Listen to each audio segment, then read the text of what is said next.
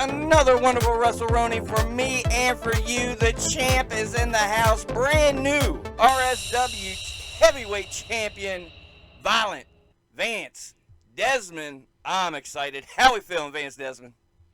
Feel awesome. It's a lot heavier for me to walk around now with this, but I'm adjusting. Pretty strong, so I'm making do. You're a strong dude. You run your own fitness deal. I think you'll be all right. Yeah, yeah. And if anyone needs to get in shape to try to take this belt from me, they can always get a hold of me. I don't mind trying to make people better so that they can push me to my limits. So non-wrestlers, wrestlers, I personal train all kinds of people, competitive bodybuilders. I helped a guy win his first ever show and win the overall a few years back, Hell coaching yeah. him. So yeah. How would one go about that? How do they track you down? You can go to Square One Fitness Training on Instagram, message me there. You can message me on Gmail at Square One Fitness at gmail.com.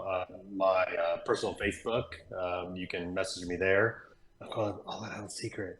I also go by the alias of Tim Hagen, so you can message me there as well. So, Oh man, we're shooting up um, a storm. yeah, I know, I know. My God. And hey, I This tell is you, real shoot, real shoot. It says right there. So, we might as well shoot it up. Shoot it. Well, that's not the best word for it, but you know what I shoot mean. it up, yeah. In West Virginia, you want to be careful using that, but yeah, yeah. And while we're talking about sponsors, check out Kill City Cup, sponsor of WrestleRoni. It's a fun time, I assure you. Links in the description. You can watch the full show. Tim, I think you would even enjoy it. We're talking a cinematic wrestling tournament with Brian Cage in it. Oh, I actually saw I saw the trailer on the new video that you put out, which I got a bone to pick. How come no heavyweight title match on that? What happened? I'm glad you mentioned that. We're going to plug something else because I'm saving that for the main event coming out. It might even be out by the time this drops. Ooh. Unauthorized episode 4, Violent Vance Desmond, Andrew Palace, and a banger from FuzzFest. I was saving it for something special. Oh, speaking of bangers, I just want to, since we're shooting and all, Uh-huh. Dustin Alexander and Matt Taylor. Oh Woo, my. buddy. Woo, buddy. It's hard to choose if y'all. I don't know. We're not going to talk match He, of the night. There was a lot of no, bangers. no, he got us. I didn't know they were going out and do something like that, or I would have tried to. But just the length and the variety they had, the table, but they got something just broke, and also just the atmosphere. I think was a little more wild by that night. You get later in the evening, things people get Well, more drinks in them. The crowd do, and I just thought the atmosphere for that was perfect, and they played that match to that atmosphere perfectly. yeah. What a match. Go check out Wrestle Rock and Roni is the name of that one. Fuzzfest. I'll put the link in the description for that one. Wow. Amazing show. Has RSW been on a roll? Has RSW been on a roll? I mean, clearly, I got Clearly. that. So yeah, I mean, of course we're on a roll. Well, let's go back to Mannington. I'm shooting that match. I figured Remy was going to retain in my mind. And when you won that, you talk about a goosebumps moment. Stevie G even told me, he said, the look on your face. You can see my reaction on the hard cam. You're here in Awesome. front of me. I'm not just kissing your ass. You know that I've followed your career for years. I'm sure it was a magic moment for you, but it meant the world to me because you're a good dude, more than deserving, busting your ass for years. Thank Be you. be real quick. I saw this guy back in '05 when he was just starting. And back then, West Virginia independent wrestling really wasn't known for its athleticism. There's a lot of punching kicks. Main event, you might get a table spot if you're lucky. Iron Sheik Yeah. might not do it. Bushwhacker Luke might not do it. Yeah. But you two, Virgil. I, was it Elias you worked in Fairmont? Do you remember? Because I really think it was Mm, Elias. what? No. 2005. Was that the show with Dusty Rhodes and Jeff Jarrett on it? No, this was a smaller show at a little bar in Fairmont. You guys were the main for Oh, like an X Division title. no. It was me and Zach Vincent, my first student. Was it? Okay. Yeah, and that match still holds up. I went back and watched that a while back. It's on YouTube somewhere. Is it? Yeah, Tony Wolf, who was a referee for Tri-State at the time, would record every show, and he started putting them out in like West Virginia. I forget what he calls it, but I found it randomly on one of those. And yeah, as me and Zach, we were doing stuff back that no one did then. I mean, we were doing a reverse Rana in Hmm. 2005. And We did. He did the dragon rana, the front flip off the top rope, land on my shoulders into a rana, Yeah. and just stuff that 2005 in West Virginia definitely wasn't happening. Y'all gave me hope. Honest to God, like it changed the way I looked at independent wrestling in our area. I knew damn well what was going on in TNA and Ring of Honor, but I was like, oh my God, we got good wrestlers. So, And thank. actually, one of those shows, I think it was the next one after that in that same place, we had America's Most Wanted versus the Naturals. I don't know if you were at that one, Oh but man, I missed that one. yeah, I was injured for that one. I remember I sat at the table, plays music and does all that kind of stuff, and sat there and watched it. Man, it was good. I mean, Oh, they had a few drinks in them, so they were going up and wrestling on the bar and all kinds of stuff. They landed in my lap at one point, but I actually broke my arm in that building too.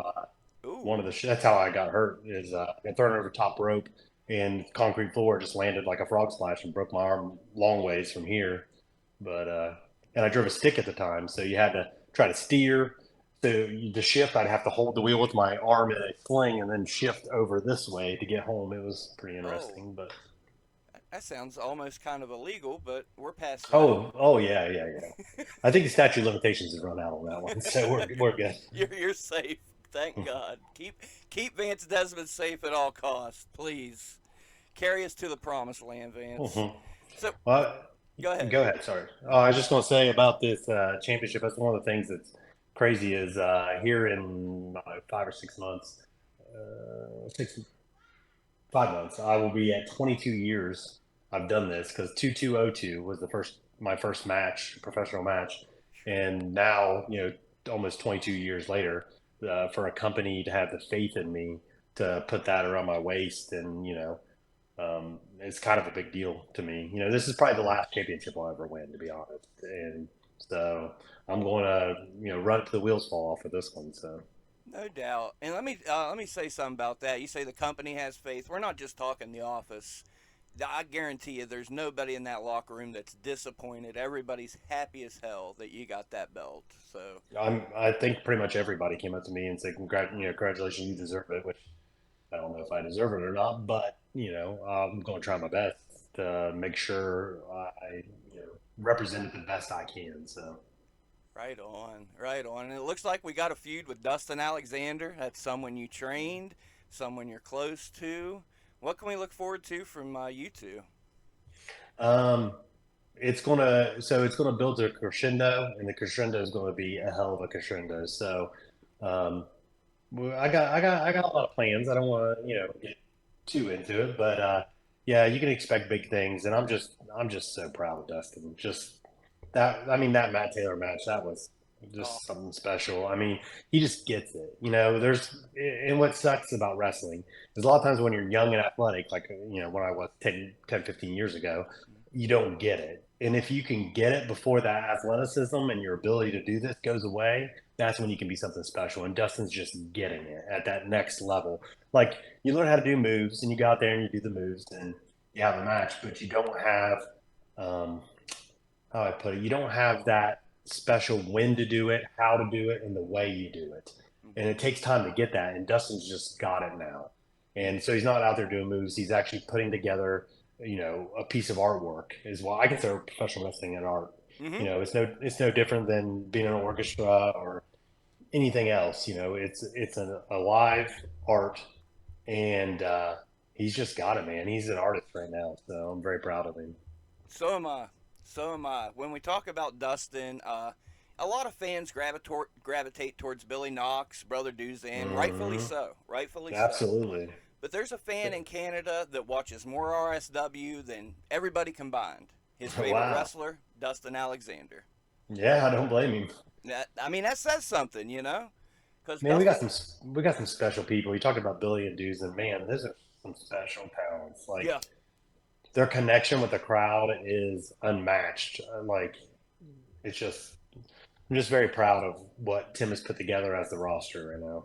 yeah, right now it's crazy good. I mean, the guys from Pittsburgh, you got Jace Carr back, thank goodness. Yeah, Cowpoke Paul, Zeke Mercer's always holding it down. Zach Myers. yeah, absolutely. That Ashton Day, I never met him before, so I wrestled him Hmm. here a few weeks ago, and man, that kid is good too. Like so athletic. He reminds me of Austin Theory.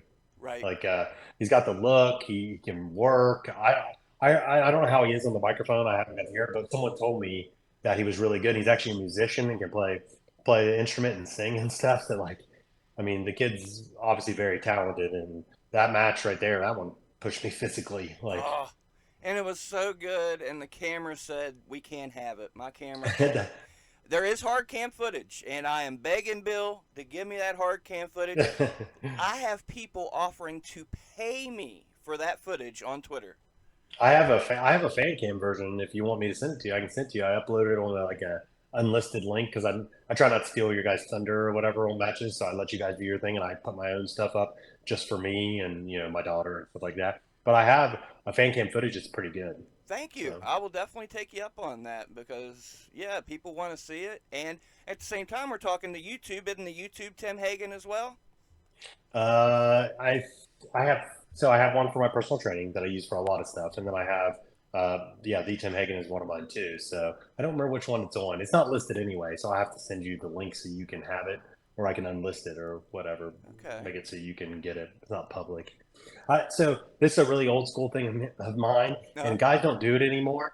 Is I never put out footage of a match because I feel like the company that I worked for bought that footage by paying me to perform. So oh, I don't want to give away any of their stuff without permission. And I used to be, if I was going to put anything out, I always message promoters and say, hey, is it okay to put this out? Because, a lot of times people sell DVDs or like what you're doing. I don't want someone to go, oh, I'll just go and watch this link. I'd rather them go to what you're doing and see it in its full, you know, edited glory where it looks a little better and where someone at the company can get something from it. Because that's RSW's footage. That's not my footage. So well, number one, thank you for that. But you brought a whole new perspective to me for that because I've talked to a lot of guys that don't see it that way. I See, know it's a thing of the past. It seems like anymore. I can understand both arguments, honestly. If I'm putting my body on the line and risking everything, I don't. I mean, I'm not a wrestler either, so fair enough. But if I'm doing all that, I want the footage to show my fans. I can understand the company's point. Show some clips, don't show the finish if we're putting out stuff. So, you know. Well, it's like, have you guys ever seen CM Punk put out his own version of his match at AEW? Well, yeah, Yeah, that's a bit of an extreme, though. And yeah, I yeah. wouldn't It's put it past extreme. him either. Yeah, true. What's funny is my most popular video I put out live was I went to WWE House Show and it was Jamie Noble's last match. Yeah. He came back to do that retirement match, and so I went ahead and just filmed that because I thought it'd be a cool thing to have, Mhm. when I went with my daughter, and it has like 300,000 views Yeah, on YouTube, which is ridiculous. I saw that myself. You could probably get monetized just off that video alone. And then WWE come and put the hammer down. No, they're being super lenient. I'll follow a channel. This guy goes to every Raw, pay per view, SmackDown, and posts every single match from the crowd. Wow. Yeah, so if Matt Kempy's doing it, there's the plug. I think Yeah. Vance Desmond can do it. Fair. Yeah, Okay. he's been doing it for a year. I'm talking WrestleMania even. You can watch it on YouTube from a fan's perspective. Wow. That's kind of cool. Hey, man, the times are changing. Hmm. There's a good point. There we go. Now the gears are turning. What kind of changes have you seen in pro wrestling on the indie scene? What kind of changes have you seen? Um, Say the amount of work that's out there and available, it's crazy now. Like there's so many promotions anymore. I remember like uh, you know, 15 years ago I worked for every promotion there was in, 300-mile radius or so, and that was maybe five or six companies. But now, I mean, but so I think there's a lot of great wrestling, but then there's still a lot of bad. And I think before there was maybe three great wrestling promotions, three bad wrestling promotions within 500 miles a year or whatever. Now it seems like there's probably 10 great ones and 10 terrible ones. I Okay, won't use the term terrible, but 10 that aren't up to par. right. So that's definitely different. There's a lot of shows that way. I think the guys work harder than they used to. You're kind of talking about like back in the day, guys who go, this always blows my mind is some guys would come back into the locker room and be like, man, I didn't have to do anything out there. I only bumped once or Mm, I like, I don't get that. I don't know why you would ever brag about mailing in your job. You know what I right. mean?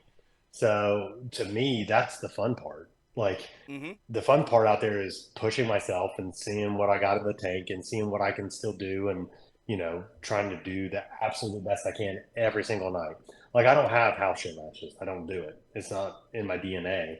But like that used to be a bragging point before. And I remember once I was told, because I mean, if there's 10 people out there, I'm doing a spiral tap off the top and crashing and burning. Heck And I yeah. had someone tell me, you need to save your pay per view bumps for the pay per view. I'm like, that's not these people. This might be the only time they ever see me wrestle, and I'm not going to go out there and you know mail it in or take it easy or anything like that. Now, has that been a detriment to me physically? Sure, probably.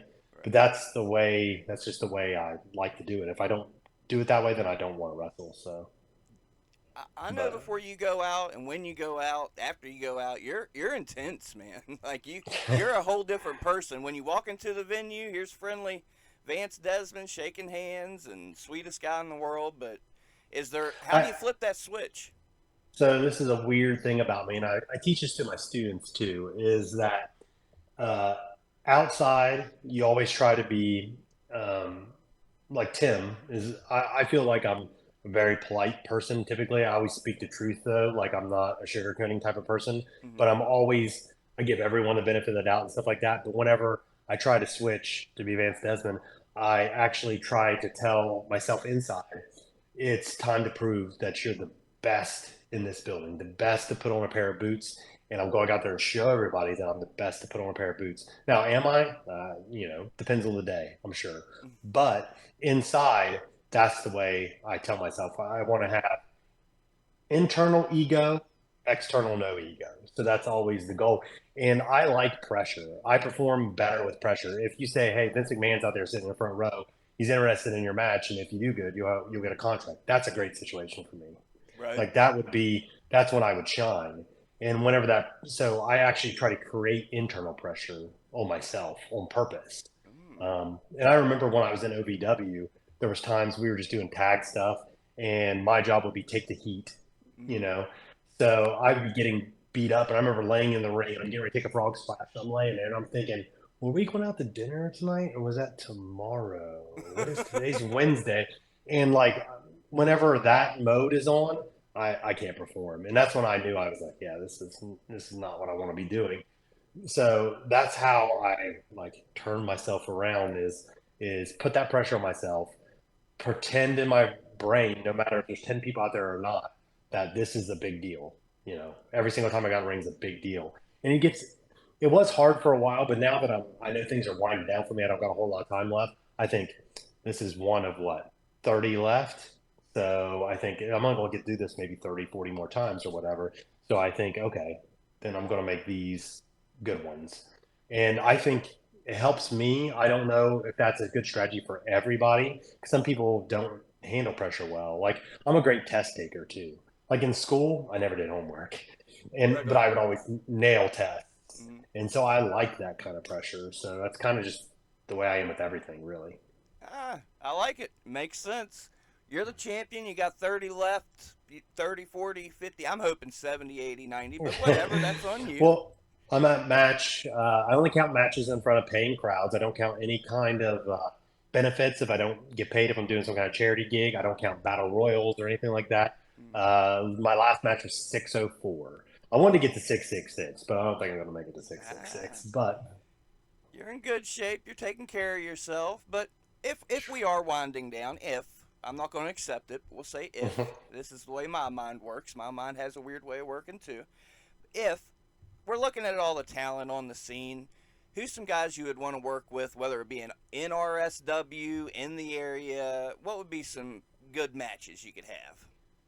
well, we'll start with my absolute dream match I wanted that almost happened, got taken away, was, in my opinion, guys who are bookable, obviously. Right on. Oh, talking Dream about dream matches. match. Yeah, so I almost had this happen and it kind of got taken away was guys who are still bookable. So obviously nobody in the Fed or retired or anything like that. But I think Buddy Matthews is one of the best workers there are as far as what I like.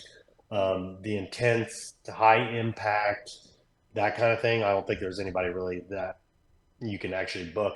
Well, he was going to work me.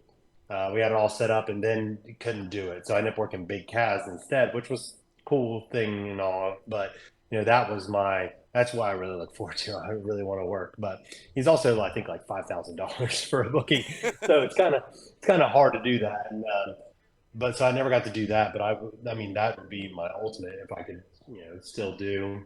But as far as guys like here in the local scene, I mean, Dustin, of course, that's going to happen. Yeah. Uh, I like to work with Zeke again, even though I don't know if that'll happen. That was my first time coming back to RSW. Was when he was champ. I got to work him, and Hmm. that was super fun. It's on the channel. Say, yeah, Remy. I'd like to work Remy. We got that. We had a four-way, but I've never got to actually be one-on-one with him. That would be nice. Hmm. Brother Duzen, which is already coming up. I'm Yeah. really looking forward to that one. Um, Same.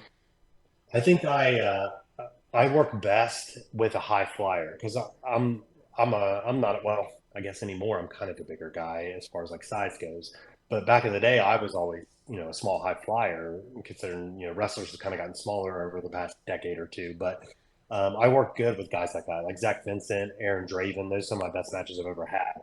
So I work really good with the high flyer because I still can do that kind of style, and I think that one will be really good. I'm looking forward to that, and I pushed for that one over and over again. Oh yeah. So, oh yeah, I pushed for that one probably 5 or 6 times. Tim's annoyed at this point, so I finally got it. But I like to work with him a lot. I like to be in the ring with Billy. I haven't got to be in the ring with him. Mm. Right now our paths are pretty separate, so I don't know if that'll get to happen. Of course, I got my favorites that I work all the time. Zach Vincent, me and him have wrestled him. I've probably wrestled him literally 30 times. We once did in 5 days, I wrestled him 4 times in 3 different states. Oh wow. So yeah, whenever we were both in NWA Tri-State coming up, we uh, we worked in Pennsylvania, Ohio, and West Virginia, all in like it was like Thursday, Friday, Saturday, and like a Monday. But yeah, so we had good chemistry and always have like guys you don't have to talk to. You can just go out there and do it. Um, I'm trying to think of some of the other guys here. Um, Huff Manley, I've never got to one on one with him. Mm. Kryzak, I think Kryzak's a great talent. I like to be one on one with him. For sure. Um, so there's quite a few. I got too many basically on my bucket list compared to how many matches I got left in me. So, but we'll see. I could do this till I'm 50. But my thing is, if I can't be the me I've always been, like if there comes a point where I'm like, oh, I can't do the spiral tap anymore, or I can't do a moonsault, or I can't take that many bumps, then I'm done. Okay. If I can't, if I'm not 100% or real close to 100%, then it's zero for me. So I will never be a watered down version of myself. I just don't want to do it. Um, Hell yeah. I'm actually, I'll plug one other thing. I'm actually starting a training program on Monday. That's going to be maybe the most intense I've done in a long, long, long time. Is so that this title run, I'm going to try to be in the best shape I can possibly be for it. Whatever happens with me and Dustin, I want to make sure that I give him the best of me I have left. And so I mean, I've already sat and wrote down everything I'm going to do, all my food, everything. So, like, here's comes my old man complaining thing. I Mm. don't think wrestlers spend enough time outside of the ring doing things to improve themselves inside the ring. Mm. Um, I mean, I've done it too. I could have been a lot better about doing interviews, practicing promos and that kind of thing, because that's never been my jam. Like, what I love is inside the ropes. That's what I love, and so that's what I always focused on. And I've always been a big fan of bodybuilding. I follow professional bodybuilding. I went to the Arnold Classic like 15 years in a row, and I actually go to the night show, and watch the competition and train bodybuilders and all that. I own the gym, so I take all that stuff super serious, and I think it is part of what we do. If we want people to see us as athletes, then we have to present ourselves as athletes. So that's always what I try to do. But um, I think I got off topic there. But yeah, there's a lot of Very guys that important still, though. yeah, a lot of guys I still want to work with. But I try to always push myself still, and I just want everybody else to do the same, so we can all, rise up together. But I'm about it. And that's why I'm excited for the match with Duzan. Number one, I know it'll Mm, be a great match. There's no doubt in my mind. But number two, Duzan wasn't trained by you. There's a lot he right. can learn from being in the ring, and if we can sharpen that kid just a little bit more, hell yeah, I'm about it. Yeah, yeah, I look forward to that. The only thing that worries about me is man, he takes some rough ones day in and day out. I feel he's going to have the Darby Allin effect and burn bright but burn out quick. Yeah. So that's the only thing I worry about with him. But maybe I can talk him into putting a little bit of muscle in his frame, protect himself. Because guys should think about that too. It's not always about looks. It is about looks, but it's also about like when I first started wrestling, I weighed 160 pounds. If I would have stayed that, I would never made it this far. Like my body would have broke down. I would have been done. So you need some, ability to take those bumps, the wear and tear, year after year after year after year. So that's something, I'll poke and prod using. Well, That's it's funny. interesting. Go ahead. Yeah, I want to say something to wrestlers. If I get on you about working out, it means I see something special in you, and I want you to be able to do this for a while because who knows where you could go. So, I mean, Dustin Alexander, I don't know how many times I've poked and prodded him. Hey, hey, hey, that's why when I trained wrestlers, it came with a gym membership to my gym. That was part of it. You just got it for free. And Okay. got to the point where people weren't working out. I was making people come early for training, and we would lift weights before we did wrestling stuff. So it's all part of the thing. And I'm just as guilty on, like I said, the promo thing. I hate it. I hate it. I've gotten better as I've gotten older. I really embrace it more. Hmm. But man, my first decade in an OVW, we would do promo class every week, and they'd always tell me, you need your volume up to 10. You're at like a 4 because I'm just not an over the top, outspoken type of guy. It's just Right not, on. what I am. So, but yeah, so I mean, I'm guilty of it. Just because I'm guilty of it doesn't mean I'm not going to push other people to try to be better than me. So That's interesting. I always learn something from you guys. I always learn something on this podcast. I'd never looked at it that way. The muscle helps you look. You can do some cool moves, but hey, it helps you absorb punishment. That I yeah, never looked at it. We're learning, yeah, folks. landing on muscle is better than landing on your bone. You know what I mean? Yeah. And protect yourself. I think that's why my back is as far as looks goes is more muscled than what it should be considering like back's my least favorite workout day by the way but and I'm pretty sure it's from bump after bump after bump after bump and all that kind of stuff has really helped build my back to keep it strong and that's probably what hurts me the most is my back just because of my style I think from what I take you know Yeah. I'm still doing a front flip off the top and crash and burn all the time. So No doubt. I love it. Where was I going to go with that? Let's go back. Let's go to OVW. You'd mentioned a few times. mhm. They're kind of in the news lately because they got the Netflix special coming out. Yeah, Props to them. looking, What can you I'm tell me looking forward about to your that. OVW experience? So I went and did my tryout in like '07, and they ended up bringing me in with JD Santos was my tag partner. Mm, We did a tag team called the Extremely Gifted Ones, EGO, okay. which we thought was pretty funny. Which shout out to Cole Cash for coming up with that name. It wasn't me. I'm not that creative. Mm, But so I almost exclusively did tag stuff while I was there. Sometimes we did singles. There was like a title tournament, and we were singles for that. But the thing is, once you're down there, well, here's a good story of learning that it's different. Is mm, I'm in the ring and I'm working a tag match, and the ref starts telling me what to do. He's like, "Hey, send him in the rope to drop kick or whatever he said," and I'm like, yeah. "What the hell?" I'm like, "I'm not. This is a referee. I'm not listening to him." So I just did my own thing or whatever.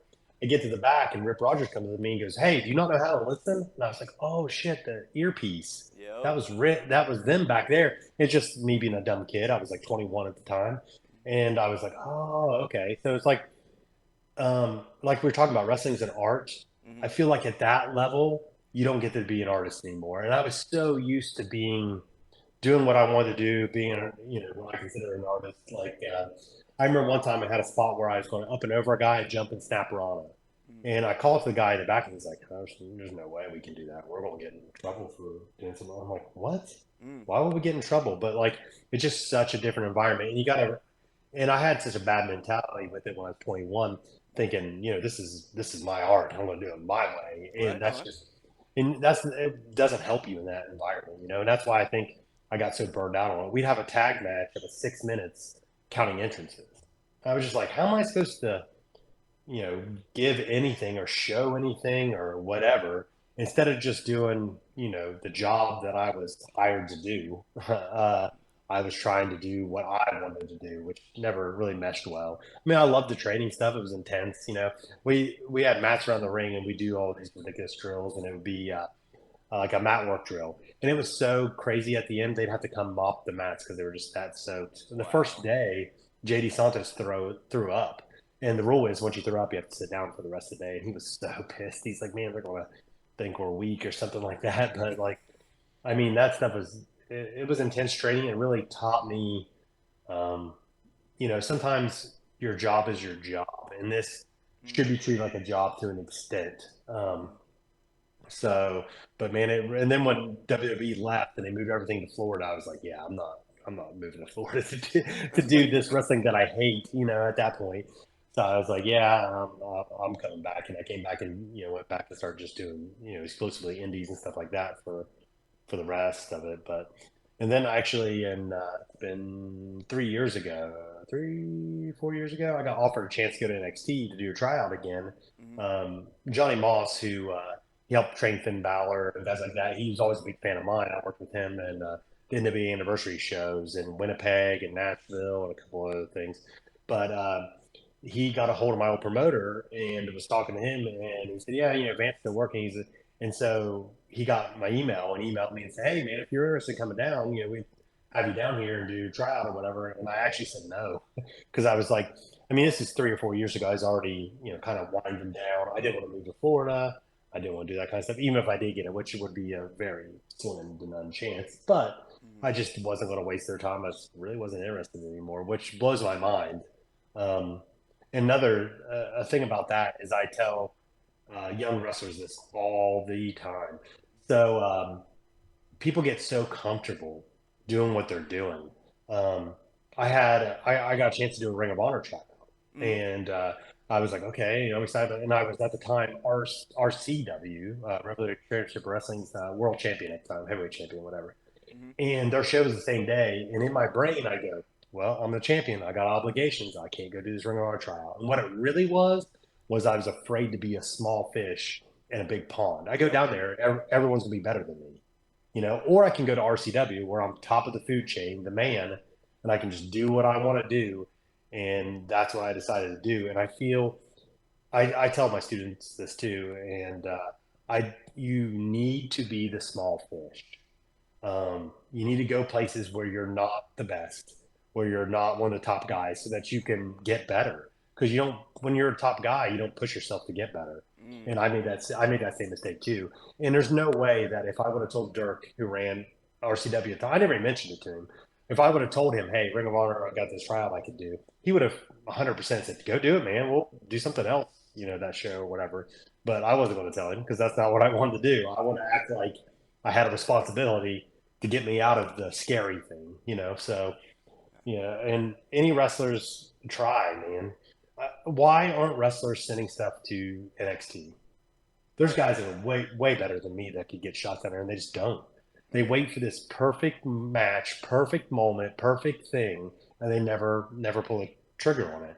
And like, I don't know how familiar you are with Omega Aaron Draven. Mm-hmm. We did a Dragon Gate tryout.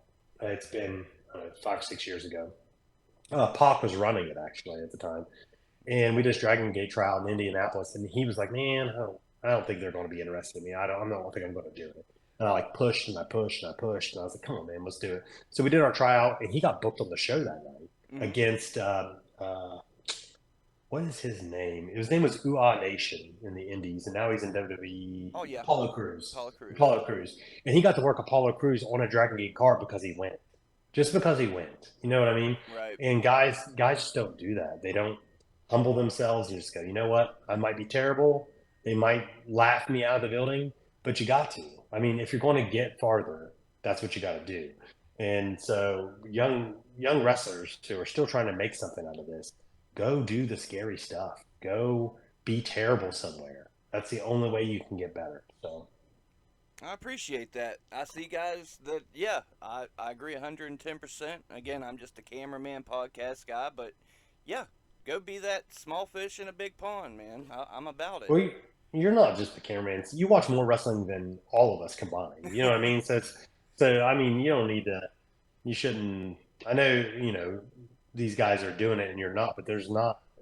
I mean, Tony Khan runs a multi-million-dollar Fed. And he's never been in wrestling whatsoever. Right on. And Dave Meltzer's never wrestled a match in his life, and he's the most popular journalist in all of wrestling. So just because you haven't done it in the ring doesn't mean you can't have the knowledge. I mean, if you look at it in the fitness world, some of the best people who have trained Mr. Olympias. Phil Heath. I know most people who listen to this one who he is, but he's 8-time Mr. Olympia, Uh, or seven-time Mr. Olympia. He almost got the record. The record's 8. But his coach is considered the greatest coach in the history of bodybuilding. Never competed for Mr. Olympia ever. Never did an Arnold Classic. Never did any of them. Just because you haven't done it doesn't mean you can't know about it. So I appreciate that. I really do. And I get where you're coming from, and I do appreciate what you're saying. I do say that on the podcast because I don't know who's watching, and I want yeah, folks to know I'm humble. I respect it. And at the same time, I know my shit. It's not like I oh just yeah, started watching wrestling recently. Like it's been yeah, my life since I was 7. So yeah, exactly, yeah. I'll come on here and say I know my shit. Believe me, I wouldn't be in the spot I am now if I didn't know my shit. 100% agree. 100% agree. And I mean, I'm not trying to kiss your butt because I've said this when the cameras aren't on or whatever. You've added so much to RSW. It's been, yeah. I think their expansion and getting better and bigger. You have a big role in that too. So Thank you. I'm trying, and like I say, it's because there's a group of super gifted, talented people, and not just talented, super good people. That locker room is awesome, and I've got to say, the VCW locker room's awesome. The PWL, everywhere I've been, it's been super awesome. You've been in the business, is I'm sure you've been in some crappy locker rooms. Are we in a better place today as far as backstage everywhere? Tell me your perspective on things. I think so. Let me think about that. So, like when I first was coming up, the locker room was most of the guys I trained with. A lot of the guys I trained with, so we were all pretty close. Hmm. And the big thing is, I feel like if someone's not good in a locker room, they get chased out pretty quick when the Mm. locker room's pretty solid. And there's been a few like it just depends. Like the OVW locker room was just so competitive. I mean, guys were just out for number one, and it's not a bad. That's not necessarily a bad thing. Right. Um, but there was, small groups. There's probably 4 or 5 guys that I considered my group of dudes in the locker room, Mm. and then there was other who weren't. There's places like Ohio Championship Wrestling. I Mm. worked for forever and was their champion for forever. And when Jeff Cannon owned it, I think it's owned by somebody else now and a whole different roster. But there were certain like cliques in that locker room, and I refused to do that. Like I would make a purpose to, I won't go dress. I remember one time, I won't name names, but Mm. there was I went and sat my chair down with some of the other guys there who were top guys and just started changing, talking to them or whatever. And some of the other guys who were friends of mine go, "Ooh, you're sitting with the A-list locker room or whatever." And I was like, "No, that's not the way we roll. Everybody's equal back there. Just because these guys are top of the card, these guys are bottom of the card. There are guys who are top of the card are only top of the card because the guy decided them to be. You know what I Right. mean? Like Hmm. if someone put you there. This is, you know what I mean? Like so yeah, I think that in general the locker rooms are good, but I also don't go to all the locker rooms. I pick and choose. I'm not trying to get every booking I can get. I turn down a lot of bookings. So like I just I pick if the locker room's not good, I won't be back there a second time. So I got you. Tell me about. You don't have to name names or promotions. Tell me about the worst locker room, a really bad locker room. let me think here. We try to stay positive on this show, but I'm curious. So this was now, mind you, this locker room I'm sure is way way different now. Hmm. AIW's locker room was rough. Yeah. Rough. This is 15 years ago. I don't even think I've worked only twice for them. And that's because I mean, the company was great. Their product is great. But the locker room was just, if you weren't one of the dudes, then they were just not wanting to talk to you, not want to help you. Guys were always worried about their finish. Hey man, you can't kick out of this. It'll bury me. This will bury me, and all that kind of stuff. And I'm just like, if everyone is trying their best to make everyone else look good, then that's it. Right. Everything will just flow good. But when you got certain guys that are just, I don't know if I want to do that. I can't lose to this person. I can't be in a match with this person. I can't look weak. I can't. And you get a lot of that. But those are due to really, it's a lot of guys that you bring outside. So if you're like a promotion that doesn't have you have a roster of maybe like 7 guys every show, but then all the rest, like other 10 guys, are just guys that are in and out, in and out. They don't Mm-hmm. have an investment in that locker room. So when you get to some of those type of promotions, that's what happens when you don't have a regular camaraderie. You don't have guys looking out for each other. You kind of get that atmosphere. And it's not necessarily bad. Sometimes it creates a great product out there. It's Mm-hmm. just that it's not as comfortable in the locker room and not as fun, I guess. But man, RSW is the opposite of that. Yeah.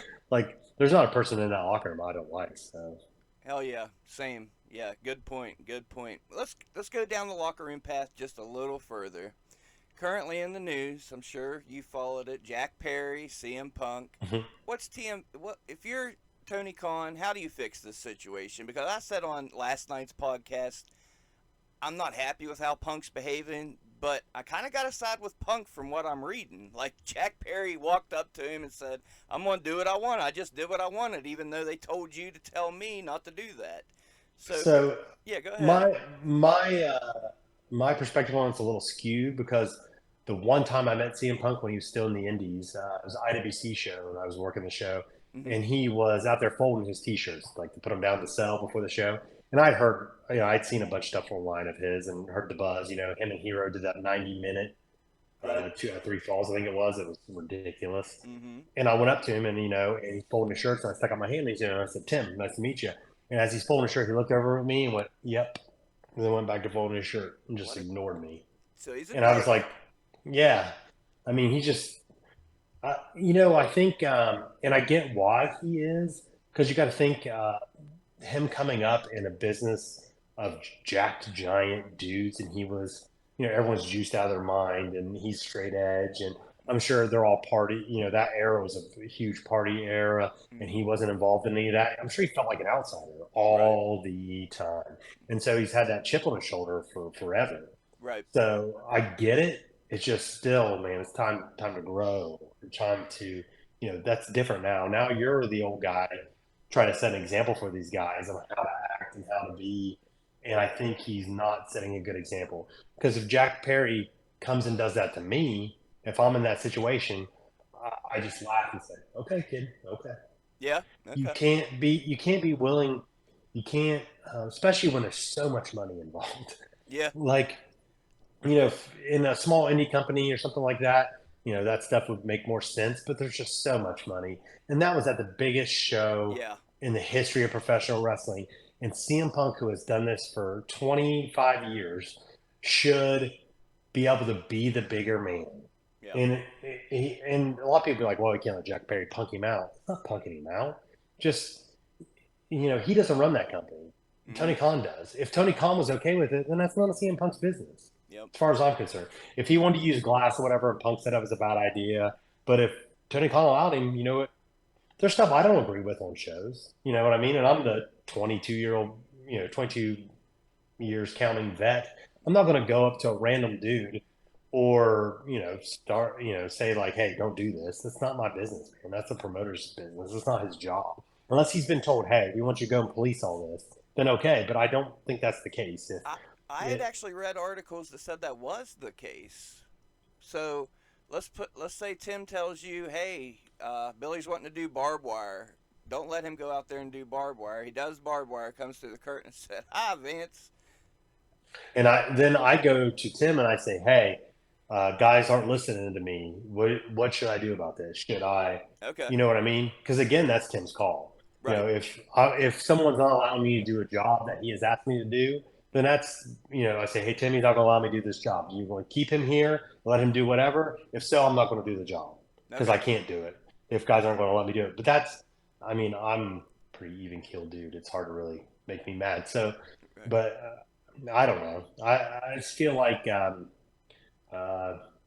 he wants to be a tough guy. I think also the MMA Yeah. not going his way did not help his Nope. chip on his shoulder. Nope. So now he feels like no one thinks I'm tough. I lost Mm-hmm. these two real fights. No one thinks I'm tough. And so now he's got that in his head too. So I just think, and I'm not trying to psychoanalyze the dude, but I'm just saying I can get why he's that way because of the things that have happened. Mm-hmm. And but I love CM Punk as a performer. Same. Love CM Punk. He in the ring, he is spectacular. Maybe top 10, of all time in the ring. But the dude's just kind of a jerk. And Shawn Michaels was that way too. But I don't excuse him for that either. When Shawn Michaels in his heyday and he was just a dick to everybody, Yeah. then he's still a great in ring performer, and I will always say that. But then he grew up. And Yeah. I don't know if we're ever going to get that from CM Punk. I don't know if he's ever going to have that epiphany where he's just like, this is not, you know, Mm-hmm. I agree. again, this is a job that he's being paid millions of dollars for. Yeah. And so I don't know. I don't. I think Jack Perry's a young dumb kid for one, Right. and he grew up and if you think about it, he grew up probably getting everything he's ever wanted. Yep. And, he comes from a very wealthy family, a very rich, very well-known dad, Mm-hmm. things like that. So he's used to getting what he wants. So you got a guy who's used to getting what he wants. You got a guy with a chip on his shoulder, and it's just a recipe that someone's got to be the bigger man. And I think that job went to CM Punk, and he did not do it. Yep. But Good point. Well, I'll tell you what, we're talking about great wrestlers that turned into shitheads. You've been in the business for a while. Let's take let's get on the positive train again here. Tell me about some guys you've seen progress over the years that you're proud of, that are doing good. Maybe even guys you didn't think were going to do good that's impressed you. well, I messaged Matt Taylor after his match with Dustin or whatever to tell him, hey man, like your work is on another level from last time I seen you working, really. Because I saw him probably back in 2005 in RCW, like I was Really? talking about before. Yeah, I knew Matt back then, and he was in a tag team at one point, but like it's just he's a different level. He's got all the small things. His gimmick, first of all, I never seen him do that submission with the pray hand thing that he did to Dustin. Mm-hmm. That's genius, man. Yeah. That just fits his character. It's so good. Mm-hmm. Um, I was watching that here at the house with the girlfriend. I was like, hey, she was doing something. I was like, hey, look at this. Like, that's such a smart idea. Like, so he blows me away. And I had seen his placings on cards going up, and like war and stuff like that. And I knew, okay, he's got to be getting it or he wouldn't be getting all this. But then to actually see it with my own eyes and watch his match, because I don't watch a lot of guys' stuff just because there's just so much time. And my daughter's obsessed with it now, so we watch AEW and WWE every week, and it's just so much wrestling that if Mm-hmm. I add a bunch of indie stuff in there, I'm just out of time. Right. So he has really impressed me. I mean, Ron Mathis has really. Yeah. I mean, I saw him when he first started, and he had a tag partner. And I thought his tag partner, I forget his name now, like Devin something. Mm. But anyway, I thought he was going to be the good one. And Mm-hmm. I was like, it's Ron Mathis guy. I don't know. The other guy, he had a lot of high flying, high impact moves. And I was like, yeah, this guy. But then I was completely wrong on that one. Ron Mathis turned out to be, an amazing talent. Yep. Um, Dustin. So whenever we first got our class, me and Cole Cash, we got our whole class, and we got like 10 right at the beginning. And first day, we're watching everybody, and first couple weeks, and Cole Cash said, "I think Dustin's going to be the diamond in this group," and I was like, "I don't know. I think it's Jack Manick." Mm. I think he's going to be, and I mean, I was wrong. Jack got out of the business. His body was too beat up, decided he didn't want to do it, and then Dustin just got better and better and passed everybody, and Mm-hmm. became like by far the diamond, from our school. So he's one. Um, Billy. Yep. Like when I first saw Billy, he was super green, and just the way he has taken that character and just ran with it, man. I mean, it's so good, and that especially impresses me when that stuff is really hard for me. Character stuff. That's why my character is I'm a mean wrestler. That's it. Like I don't really have a character. I'm violent, and Uh-huh. that's just I'm intense, and that's it. I don't have a whole lot of character work. There's no nuance in what I do. But but Billy, man, he can do every emotion under the sun. It's just that's been amazing to watch. I'm trying to think of other guys that are around that. I get to see Huff Manley. I mentioned him earlier. Yeah. Like when I first saw him, and then he also started taking his fitness seriously and started getting in shape, and and that's turned into him like getting AEW looks and stuff, Mm-hmm. and all that kind of stuff. So I mean, he's kind of blown me away too. Um, Gotta think who else I've run across. I mean, of course, that Ashton Day, I already put that kid over, but that kid's Yeah. like when I first saw him, I was like, he's gonna have a look, but can he work in the ring? But no, yeah, he can definitely go. So he's Okay. impressed me. Um, Logan, my boy Logan, like his intensity is the freaking next level. Like he just seems to get it more and more and more, and now he's in a groove. He knows who he is as a performer, and he goes out there and he just knocks it out of the park every time. Super proud of that kid. Like I thought I was intense, but he's taking it. He took what old dad did and is going up, from there. And he started, his promo stuff is getting better and better.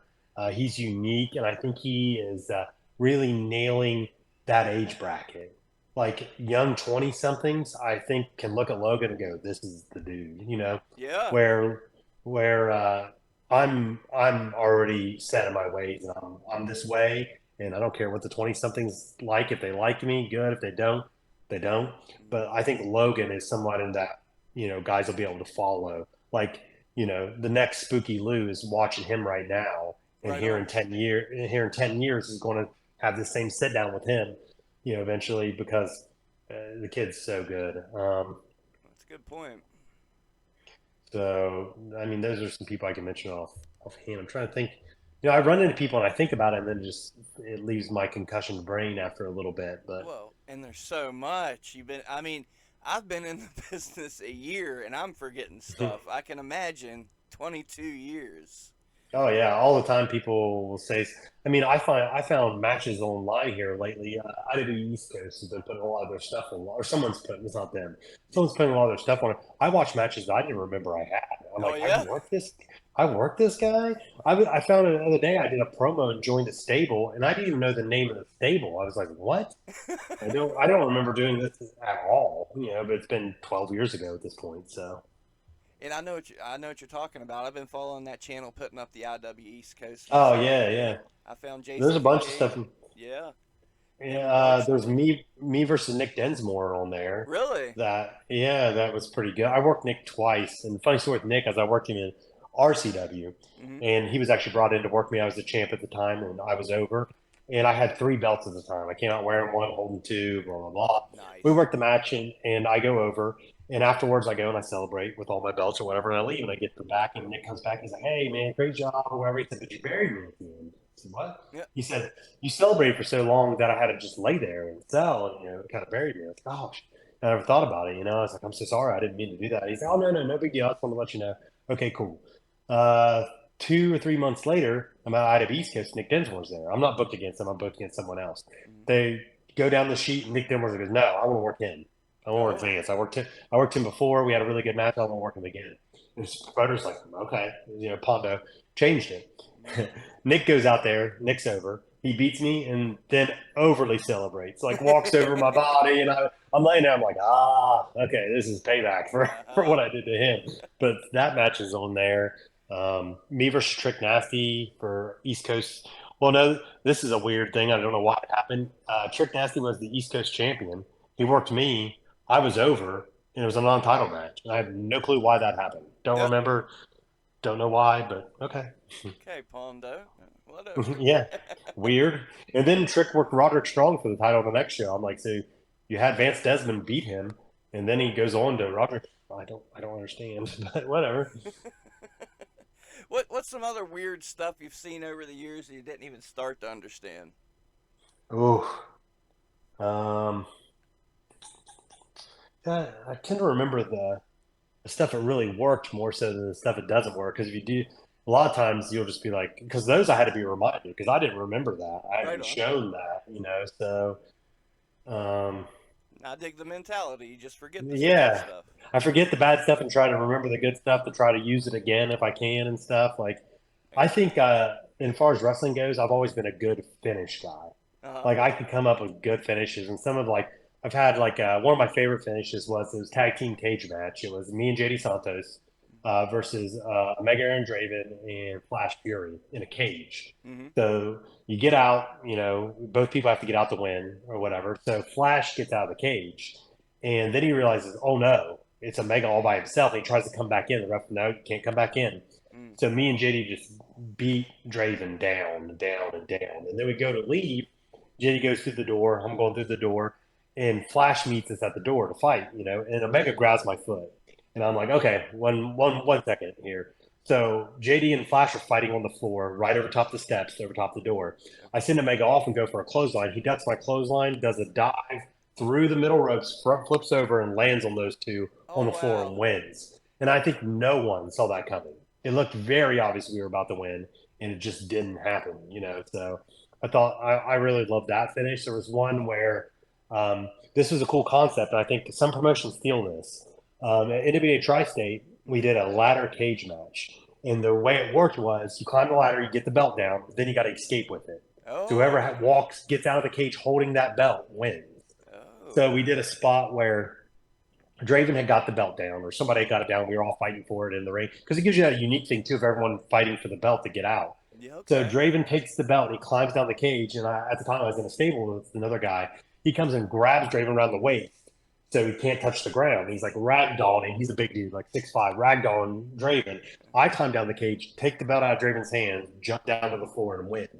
And I Nice. think that was something that I think that ladder cage should be done more. I don't know why no one else has ever done that, but it was a super smart idea for I the love promotion it. to book it. So some of those type of things are more things I remember. One time I won the X Division title in the NBA Tri-State. We did a celebration, and I think companies should look at doing more silly, not silly segments, but more like outside the box segments. Like Right on. we did a thing where we had a little person Mm-hmm. bring me a cake with a big red X on it, and I'm wearing like a suit and tie, dress code, all that kind of stuff.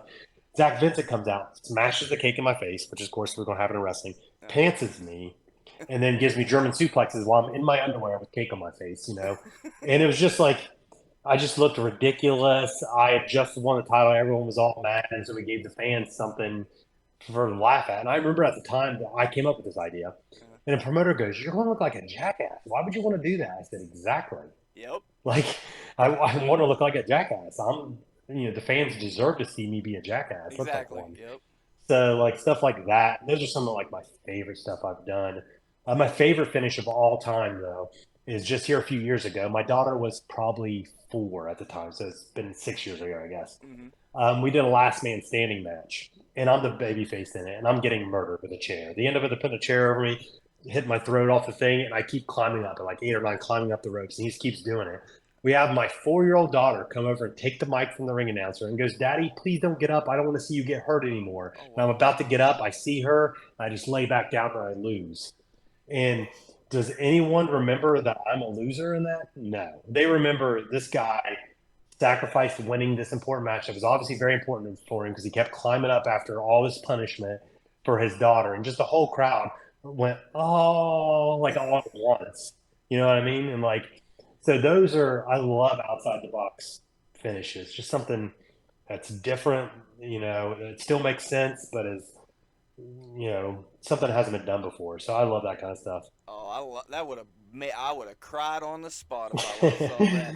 Not only And of it. course, the footage got messed up because that's my MO. We Oh had the footage yeah, with right.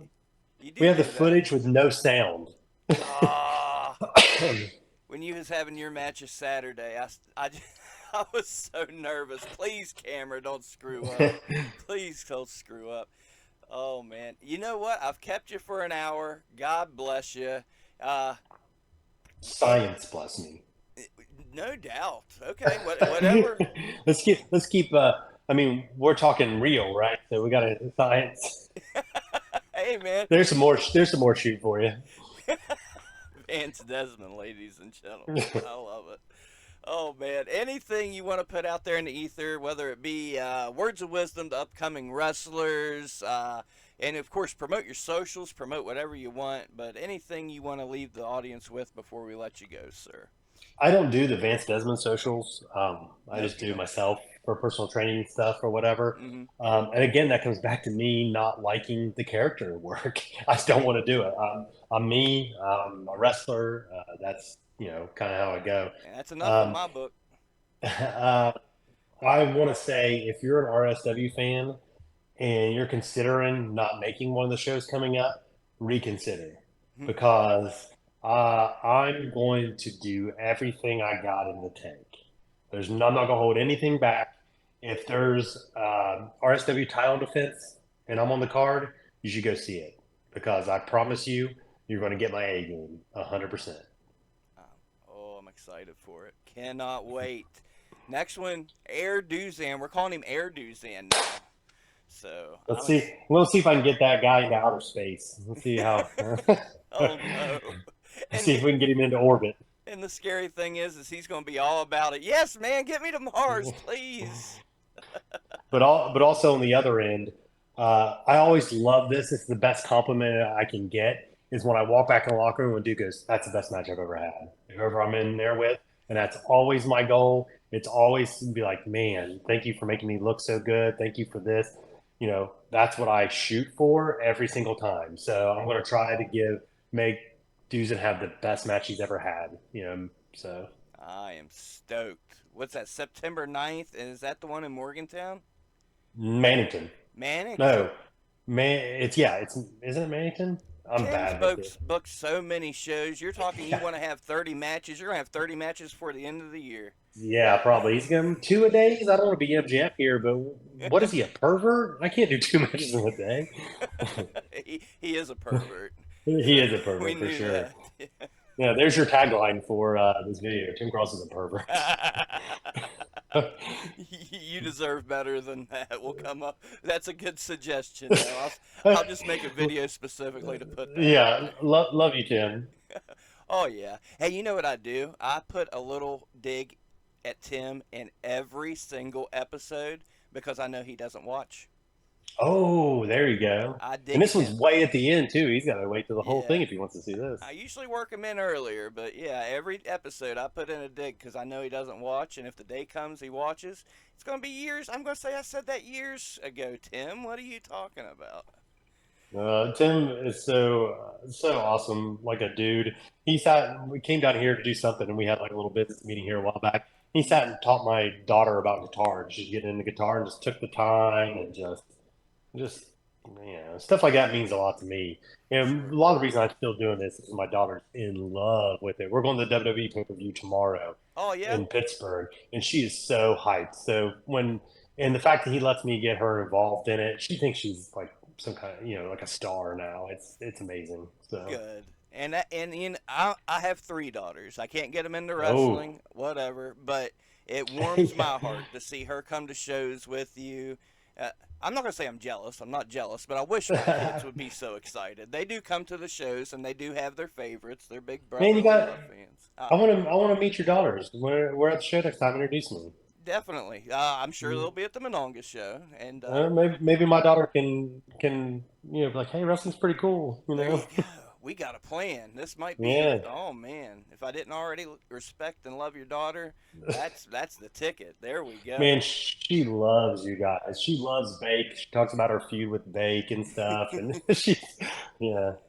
Oh, bless her heart. No, it does. It warms my heart. She comes to the shows with you, and if she wants to do something in wrestling, I know she will. If she wants to do something in music, I know she will. She's a bright kid. You're blessed, man. She's got. So I've never hid my daughter that this is a work ever, because Okay. I always thought I don't want her to see me think I'm in actual peril Right because on. as a dad, I just don't think I should do that. Hmm. So she on the way back from RSW, all she talks about is storyline ideas. Yeah. I mean, maybe you could do this, or maybe you could do that, or this will be a good finish, and all that kind of stuff. So she's already in that mindset. So What she think about you being a bad guy? what's funny is whenever I first become a bad guy, I said, "Well, you probably won't want to manage me anymore." She's like, "Yeah, I don't know if I want people to boo me." Well, then we did the tag match with Dustin, where me and him got into it, and I ran in and did the curb stomp while Dustin had a sharpshooter on. Uh huh. And she actually got in an argue with Nikki. And she said, "Hey, a win's a win. What's your problem? I don't Oh, understand what the okay. big deal." And then we get to the back, and she goes, "I think I could do a heel. I could do it now." She's like, "I could have a doll out there, and I could hide like brass nuts in it. And then when the ref looks around, I could be like, 'It's just my dolly. I'm just a little Oh my girl. I'm not God, your that's man.'" And I was like, "Yeah, genius. yeah." I was like, "That's a good idea, baby." So, No, we need to do that. yeah, Oh man, it has been a pleasure. I keep keeping you on here. I'll keep you on here till midnight.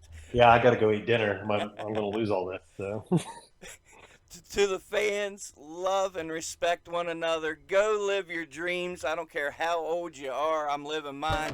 Vance Desmond is RSW champion. All is right in the world, my guys. Can't thank you enough, fans. We love you. Keep watching WrestleRoni. Watch Kill City Cup. It's the sponsor. They love us and we love them. And get out September 9th. Vance Desmond. Air dues in. It's going to be talked about for